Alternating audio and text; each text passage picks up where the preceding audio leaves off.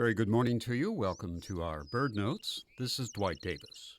On this Sunday closest to the 4th of July, we could revisit the national bird discussion, I suppose. You'll recall that Ben Franklin wanted the wild turkey as our national feathered symbol.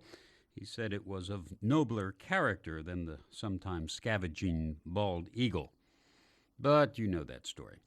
Or we could try to find a red, white, and blue bird, but there really isn't one, at least in flag colors, though one might try to make a case for the bluebird as being red, white, and blue. No, this morning, rather, we will offer a brief comparison of the avifauna of the time of the Founding Fathers and now. This is certainly not going to be thorough or necessarily scientific, but it might be of passing interest to know what birds Thomas Jefferson might have seen on a trip by carriage and horseback from, say, Williamsburg to Washington to Monticello, as compared to the birds that we might see today. Birds in abundance 2 centuries ago included the Carolina parakeet, the only native parrot in North America, and the passenger pigeon.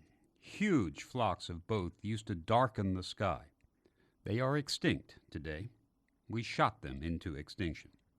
The ivory-billed woodpecker, resident of the southern wooded swamps, was long thought to be extinct, a victim of logging primarily, but there have been convincing recent sightings of this great bird.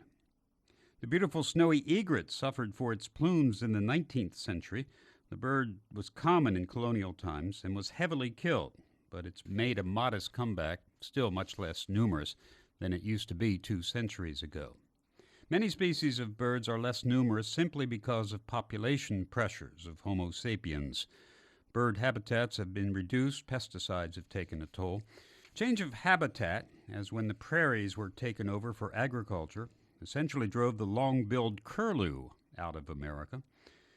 On the other hand, the bobwhite, a native southern bird known to the colonists, followed the plow westward and increased its range. The red-headed woodpecker was, in Audubon's words, back in the 18th century, so abundant I should feel disposed to say little about them.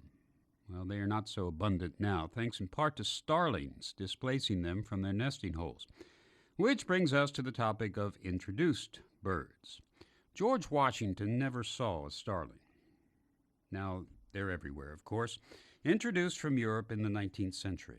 Also introduced to the detriment of native species was the house sparrow, which is ubiquitous across the country now and has assisted in the decline of the bluebird.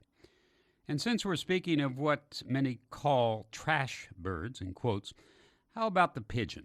Actually, the Founding Fathers did find the pigeon common, as we do today.